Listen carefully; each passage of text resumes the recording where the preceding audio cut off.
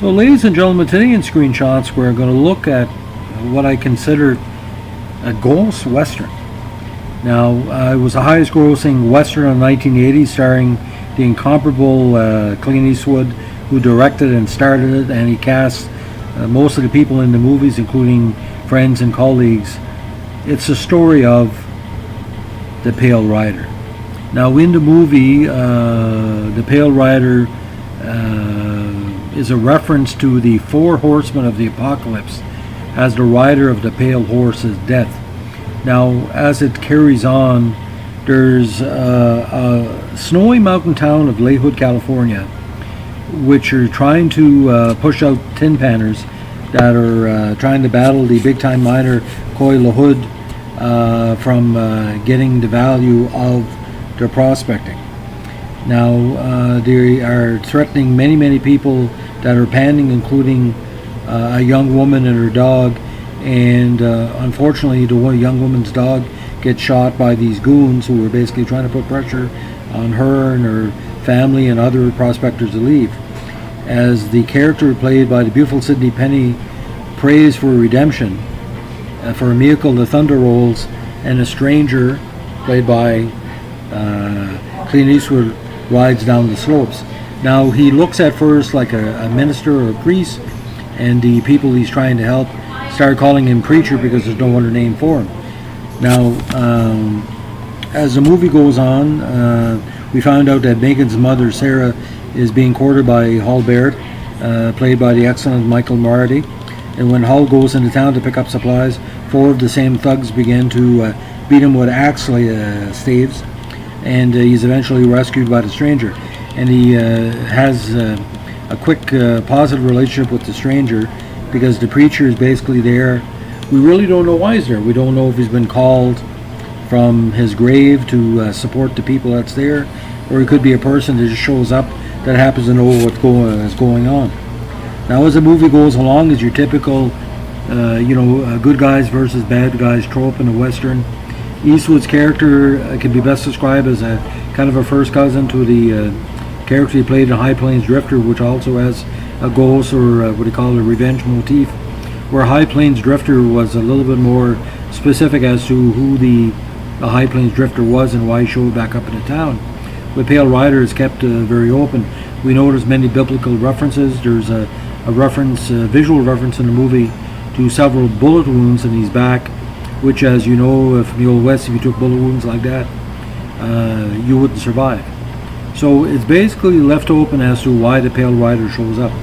Now, this was your typical drive-in movie style that Clint Eastwood perfected in the 70s and 80s, and he always surrounded himself with the best cinematographers, the best region. Most of his movie was filmed in Idaho and other nice vistas in the States, but there's a very predominant, actually a lot of Canadians in the cast, including the great Doug McGrath of Going Down the Road, but Sidney Penny, of course, tremendous young actress at the time. The great Carrie Snodgrass is then Christopher Penn, Sean's brother, and Richard Dysett and Richard Kyle. But I don't want to give away too much in a movie, but if you're a Clint Eastwood fan and haven't seen this movie, which I think is rare, but if you like to give yourself a chance with one of his 1980s oeuvre, because he did a lot of action movies at the time, Pale Rider is like a Louis L'Amour western with a little bit of eerie or horrorful motifs. We don't know why he's there. We don't know why he's taking up for the people. We don't know the meaning of why, and we don't know why everybody feels so calm being around him, including Megan's mother and Mike Marty's character. But the Marty character is about as clean as a whistle western character you're ever going to see in what's basically good guys versus bad guys.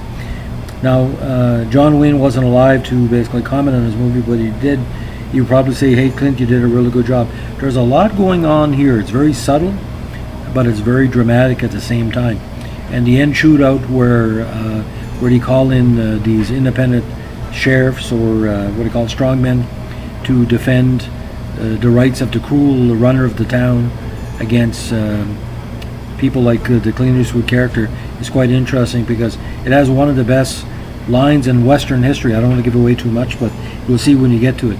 Now, it's a big view. It's a little bit around, like a little bit over 2 hours, and there's a lot of dry parts in it. But overall, like I said, the cinematography the presentation. It's probably as best as Eastwood could do in the 1980s. But get this, it only had a $7 million budget, but it made over $41 million at the North American box office. And it holds a 92% score on Rotten Tomatoes. And Roger Ebert gave it 4 out of 4 stars. And he said that, it was a considerable achievement, and it was a classic Western of style and excitement. So it was a throwback to the 1950s, 60s, 70s era, and a kind of a precursor of the more important Westerns we saw. Like, it wasn't a bloody Western, but it was like the creeping energy of these type of Westerns was kind of mimicked actually by Eastwood himself in Unforgiven, but that's a podcast for another time. Now, it's considered on the Western list of the AFI as a top 10 Western of all time, and I think that's fair game. This and High Plains Drifter on an afternoon, if you haven't seen Eastwood in a while, would be a great time. It's not time waster, but time promoter. But I remember seeing this at a drive-in. I remember seeing the reaction from the people. I've never seen a bunch of people go home so happy and talking so strongly about a movie that really touched them on many ways. The emotional, the spiritual, the underdog. And again, this was well before Sidney Penny was on All My Children, well before Michael Marty became the bigger star that he did. And it was probably one of the last casts of Carrie Snodgrass as a key actress because, she had a great career in the 70s, but it kind of faded away. And Clint had another 30 years to go as a director, and, if this was his last movie, which a lot of us thought it might be, as a director, it would have been a good way to go out. But I mean, maybe he plagiarized himself from Unforgiven, gave a better acting, Gene Hackman, Morgan Freeman. But there's scenes in here, like Christopher Penn is very underrated as an actor, because most of the time he was seen as an easygoing guy in Footloose and other movies, but here he plays literally a very strong heavy. So as you look outside today, see the rain in New Brunswick and snow for somebody, some of you guys, please be careful on the roads. And as we say in the Clint Eastwood universe, go ahead, make my day. By listening to my next podcast, I would make my day. Have a good one. Bye.